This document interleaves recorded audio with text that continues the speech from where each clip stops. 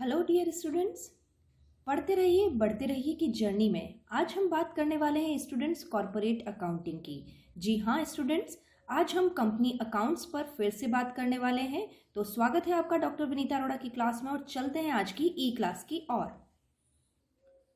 तो स्टूडेंट्स, आज तक हमने अपने कॉरपोरेट अकाउंटिंग की क्लास में जो टॉपिक्स कवर कर चुके हैं उनकी पहले बात कर लेते हैं। हमने बात कर चुके हैं इशू ऑफ डिबेंचर्स की, रिडम्पशन ऑफ डिबेंचर किस तरह से किया जाता है, एक्विजिशन ऑफ बिजनेस क्या होता है, साथ ही प्रॉफिट और लॉस टू इनकॉर्पोरेशन, यदि इनकॉर्पोरेशन के समय कोई प्रॉफिट एंड लॉस होता है तो उसका ट्रीटमेंट किस तरह से किया जाएगा, साथ ही इन्वेस्टमेंट की अकाउंटिंग किस तरह से होती है, फाइनल अकाउंट्स ऑफ कंपनी किस तरह से बनाए जाते हैं, साथ ही प्रॉफिट एंड लॉस यदि कैलकुलेट होते हैं तो उनका डिस्पोजल किस तरह से किया जाता है, बोनस इशू यानी कैपिटलाइजेशन ऑफ प्रॉफिट की भी हम बात कर चुके हैं और साथ ही स्टूडेंट्स हम बात कर चुके हैं लिक्विडेशन ऑफ कंपनीज की।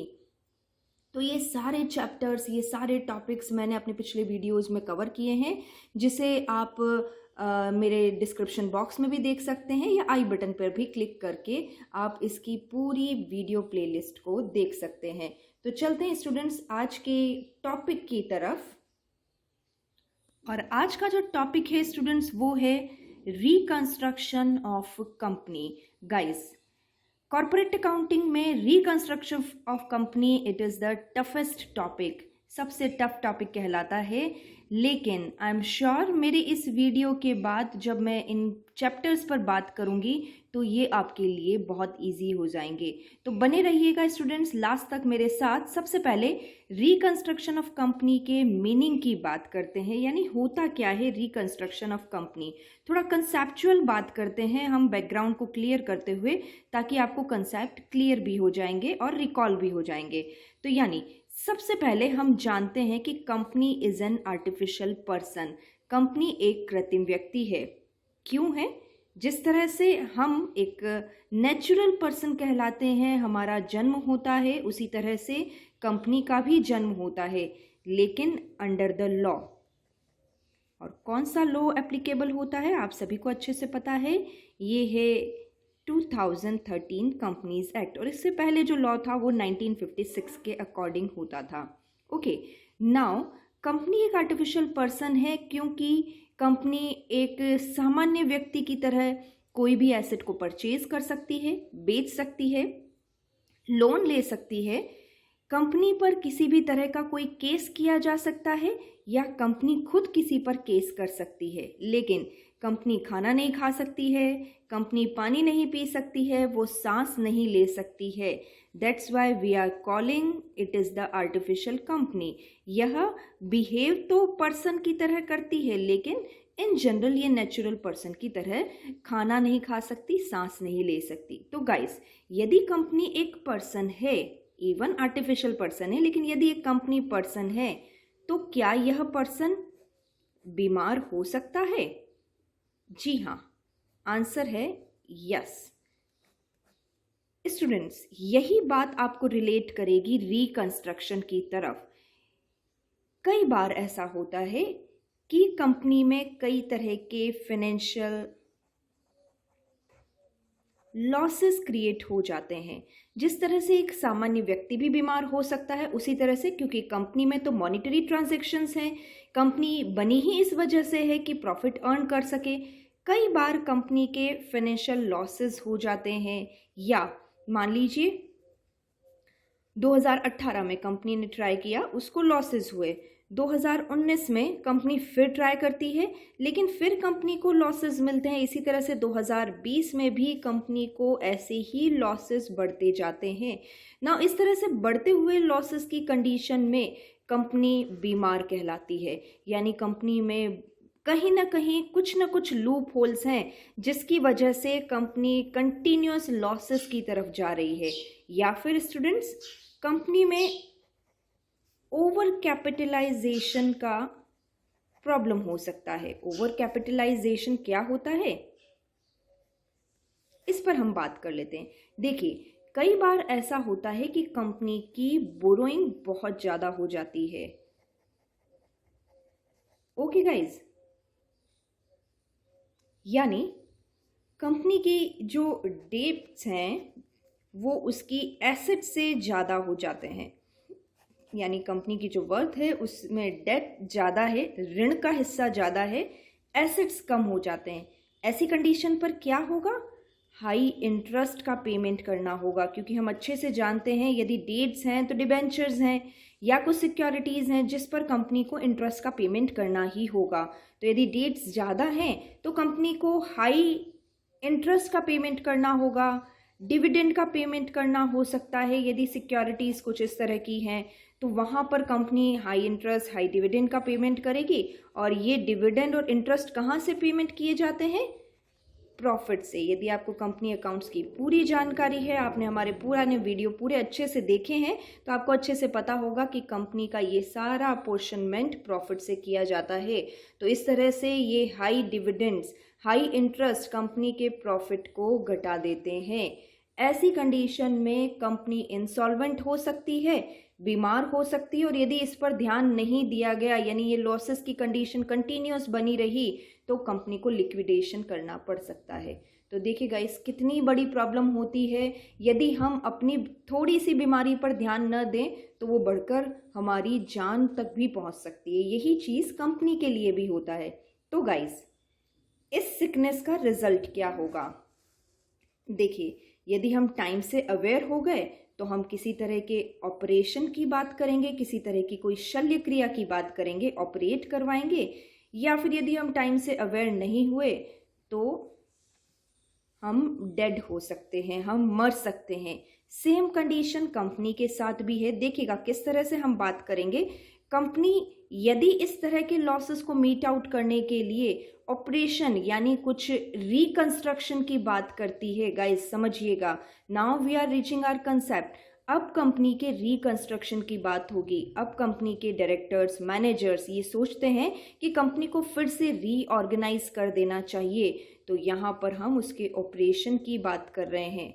नाउ दूसरी स्थिति में कंपनी डेड हो जाए यानी उसको वाइंड अप कर दिया जाए और नई कंपनी उसे परचेज कर ले। इसे बहुत अच्छे से आगे और समझते हैं। डेफिनेशन ऑफ रिकंस्ट्रक्शन के साथ, ये डेफिनेशन ऑफ रिकंस्ट्रक्शन यानी यह एक ऐसा प्रोसेस है जिसमें कंपनी को रीऑर्गेनाइज किया जाता है। किस तरह से? देखिएगा स्टूडेंट्स, सारी एसेट्स को रीवैल्यू किया जाए और साथ ही जो सारी लाइबिलिटीज हैं उसे रीअसेस किया जाए। आप सभी अच्छे से जानते हैं कंपनी का जो बैलेंस शीट होता है वो कंपनी का एक एज एन मिरर काम करता है, एज अ मिरर काम करता है कि कंपनी के लिए एक बैलेंस शीट में उसकी एसेट्स क्या कह रही है, उसकी लाइबिलिटीज़ क्या कह रही है। रेशियो एनालिसिस आपने बहुत अच्छे से पढ़ा हुआ होगा। तो ऐसी कंडीशन में हम बैलेंस शीट को देखकर कंपनी की फिनेंशियल पोजीशन का पता अच्छे से लगा लेते हैं। तो जब कंपनी को कंटिन्यूअस लॉसेस हो रहे हैं तो कंपनी का ऑपरेशन शुरू किया जाता है, सारी एसेट्स को रीवैल्यू किया जाता है, सारी लाइबिलिटीज को रीअसेस किया जाता है।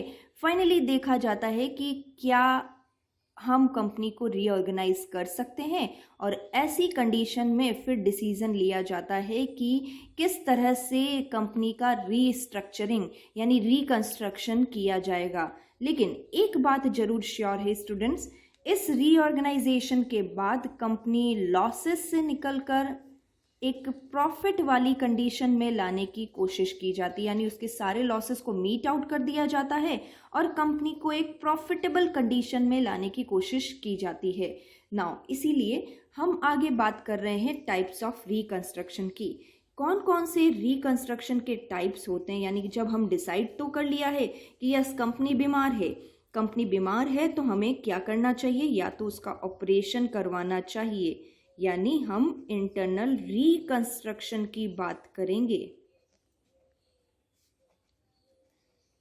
और इंटरनल रिकंस्ट्रक्शन है तो द वर्ड सेज कि समथिंग कुछ एक्सटर्नल भी होगा, तो ये एक्सटर्नल रिकंस्ट्रक्शन भी होगा।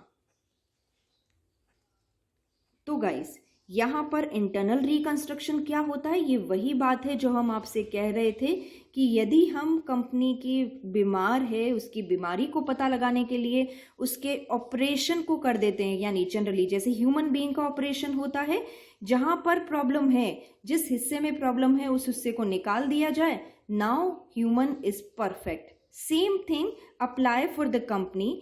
जहां जिस हिस्से में प्रॉब्लम है उस प्रॉब्लम को बाहर निकाल दिया जाए, सारे लॉसेस मीट आउट कर दिए जाए और फाइनली कंपनी को एक प्रॉफिटेबल कंडीशन में पहुंचा दिया जाए।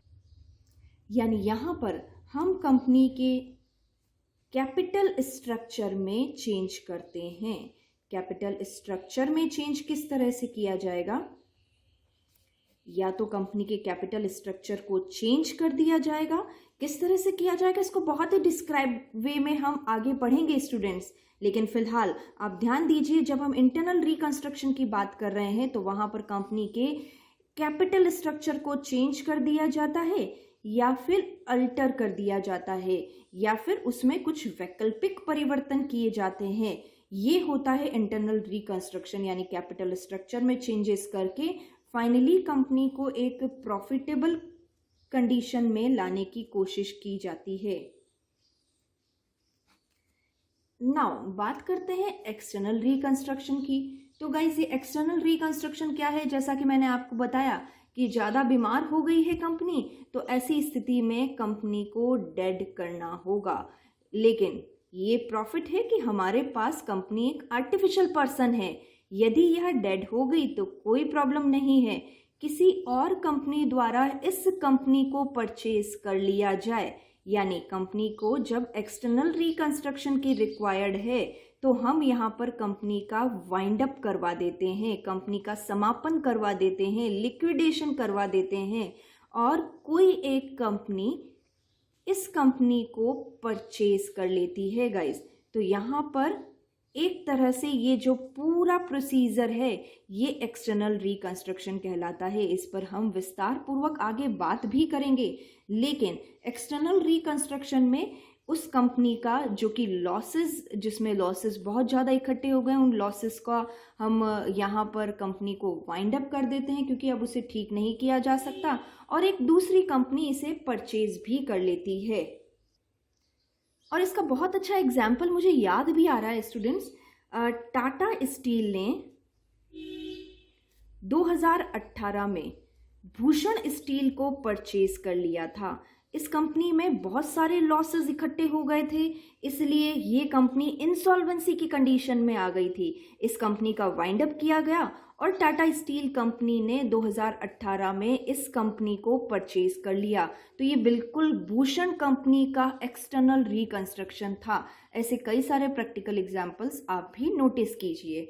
तो गाइज, ये हमारा इंटरनल रिकंस्ट्रक्शन और एक्सटर्नल रिकंस्ट्रक्शन पर हमने बात की। एक बात और आपको जानकारी में ला दूं कि एक्सटर्नल रिकंस्ट्रक्शन में यदि हम बात करें तो अकाउंटिंग स्टैंडर्ड 14 या इंड AS 103 अप्लाई होता है। ये बहुत ही इंपॉर्टेंट क्वेश्चन है। शॉर्ट आंसर्स के लिए आप जरूर से ध्यान दीजिए। अकाउंटिंग स्टैंडर्ड 14 एप्लीकेबल होता है और यही सारे प्रोविजंस इंड AS में अडॉप्ट किए गए। जो फिलहाल चल रहा है इंडियन अकाउंटिंग स्टैंडर्ड, जो कि 103 पर बात की जाती है। तो इन पर जरूर से हम आगे बात करेंगे। फिलहाल चलते हैं इंटरनल रिकंस्ट्रक्शन और एक्सटर्नल रिकंस्ट्रक्शन की डिफरेंस पर। Most important question for the examination point of view, internal reconstruction और एक्सटर्नल रिकंस्ट्रक्शन में क्या फ़र्क है। सबसे पहले मीनिंग की बात करें तो आपको अच्छे से मीनिंग पता चल गया है। यहाँ पर कैपिटल स्ट्रक्चर में चेंजेस करके हम इंटरनली ही कंपनी को स्ट्रॉन्ग करने की कोशिश करते हैं, जबकि यहाँ पर कंपनी का वाइंड अप हो जाता है और कोई नई कंपनी उसे परचेज कर लेती है। तो ये हमारा मीनिंग है इंटरनल और एक्सटर्नल रिकंस्ट्रक्शन का। पर्टिकुलरली एग्जिस्टेंस पर बात करें तो एग्जिस्टेंस, यहाँ पर कंपनी का एग्जिस्टेंस रहता है, ऑफकोर्स कंपनी का अस्तित्व बना रहता है, लेकिन यहाँ कंपनी वाइंड अप हो जाती है, इसलिए इसका कोई एग्जिस्टेंस नहीं होता है। अगली बात करें नई कंपनी के क्रिएशन की, और यहाँ पर नई कंपनी का क्रिएशन नहीं होता है, जबकि यहाँ पर नई कंपनी बन जाती है। एक कंपनी का वाइंड अप होकर दूसरी कंपनी बनेगी या कोई दूसरी कंपनी उसे परचेज कर लेगी। Transfer of assets and liabilities, यहाँ पर किसी तरह का कोई परचेज होता ही नहीं है, तो यहाँ किसी तरह का कोई ट्रांसफ़र भी नहीं है किसी तरह की एसेट्स एंड लाइबिलिटीज़ का। लेकिन यहाँ पर दूसरी कंपनी परचेज हो रही है या एक कंपनी वाइंड अप होकर नई कंपनी बन रही है, तो ऑफ कोर्स पुरानी कंपनी अपनी एसेट्स एंड लायबिलिटीज़ को नई कंपनी को ट्रांसफ़र करेगी। तो यस, यहाँ पर ऐसा होता है। परचेज कंसिडरेशन की बात करें तो देखिए, कोई परचेज है ही नहीं तो कोई कंसिडरेशन भी नहीं, किसी तरह का प्रतिफल भी नहीं, कोई भुगतान भी नहीं। और आप समझ रहे होंगे स्टूडेंट्स, यदि यहाँ पर परचेज है तो उसमें कंसिडरेशन या कोई प्रतिफल का भुगतान भी होगा। Now impact on share holders and creditors. Share holders and creditors पर क्या इम्पैक्ट पड़ता है? देखिए, जब इंटरनल रिकंस्ट्रक्शन की बात करें तो यहाँ पर मैंने आपको बताया था कैपिटल रिडक्शन किया जाता है। तो ये कैपिटल रिडक्शन में ऑफ कोर्स शेयर होल्डर्स और क्रेडिटर्स भी पार्ट हो सकते हैं। उन्हें भी कहा जाता है कि आप अपने पूंजी का कुछ हिस्सा त्याग करें, और जो त्याग किया जाता है उस त्याग से ही, उस रिडक्शन से ही हम यहाँ पर अपने लॉसेस को मीट आउट करते हैं। तो ऑफ कोर्स यहाँ पर शेयर होल्डर्स एंड क्रेडिटर्स अपने कुछ हिस्से का रिडक्शन करते हैं जिससे लॉसेस का मीट आउट किया जाता है। जबकि यहाँ पर क्योंकि कंपनी वाइंड अप हो जाती है तो किसी तरह का कोई रिडक्शन तो नहीं होता है, कोई कैपिटल रिडक्शन तो नहीं होता है, लेकिन हाँ, ये शेयर होल्डर्स एंड क्रेडिटर्स नई कंपनी के शेयर होल्डर्स एंड क्रेडिटर्स बन जाते हैं। कई बार ऐसा होता है कि नई कंपनी एग्जिस्टिंग शेयर होल्डर्स को भी ले लेती है, एग्जिस्टिंग क्रेडिटर्स को भी ले लेती है। तो ऐसी कंडीशन में नई कंपनी के शेयर होल्डर्स बन जाते हैं या नई कंपनी के क्रेडिटर्स बन जाते हैं। कई बार ऐसा होता है कि पुरानी कंपनी अपने शेयर होल्डर्स को पेमेंट कर देती है तो क्रेडिटर्स नई कंपनी के क्रेडिटर्स बन जाते हैं और शेयर होल्डर्स, क्योंकि वो तो पुरानी कंपनी के थे, तो ऐसी कंडीशन में इनका पेमेंट हो जाता है और फिर अब ये नई कंपनी का हिस्सा नहीं बनते हैं। लेकिन क्रेडिटर्स यदि नई कंपनी लेना पसंद करती है तो उनको नई कंपनी एक्वायर कर लेती है, ले लेती है। नाउ लॉस सेट ऑफ की बात करें, देखिए यहाँ पर जैसा कि रिडक्शन प्रोसेस चालू किया जाता है तो ऐसी कंडीशन में उस रिडक्शन से जो भी पैसा इकट्ठा होता है उस अमाउंट से लॉसेस का मीट आउट कर दिया जाता है, ख़त्म कर दिया जाता है, उन लॉसेस का सेट ऑफ कर दिया जाता है। लेकिन यहाँ पर लॉस सेट ऑफ वाली कोई बात नहीं होती है। यहाँ पर जो भी लॉसेस पुरानी कंपनी के हैं वो उसके वाइंड अप के साथ ही ख़त्म हो जाते हैं और नई कंपनी अपने नए हिस्सेदारी के साथ अपने बिजनेस को, अपने एग्जिस्टिंग बिजनेस को ऑनगोइंग रखती है, कंटिन्यू रखती है। तो गाइस, ये कुछ मैंने डिफरेंसेस आपको दिए हैं जो बहुत ही सिंपल हैं। आप इनमें से कुछ डिफरेंसेस को जरूर से याद रखें, एग्जामिनेशन पॉइंट ऑफ व्यू से बहुत इंपॉर्टेंट। तो गाइस, इसी तरह से आज हमने रिकंस्ट्रक्शन ऑफ कंपनीज की बात की। आगे हम बात करेंगे इंटरनल रिकंस्ट्रक्शन की, तो बने रहिएगा स्टूडेंट्स हमारे साथ। और हमारे वीडियो यदि आपको समझ में आते हैं, पसंद आते हैं, तो इसे लाइक करें, शेयर करें और हमारे चैनल को सब्सक्राइब करना तो बिल्कुल भी ना भूलें। Thank you students, thank you so much.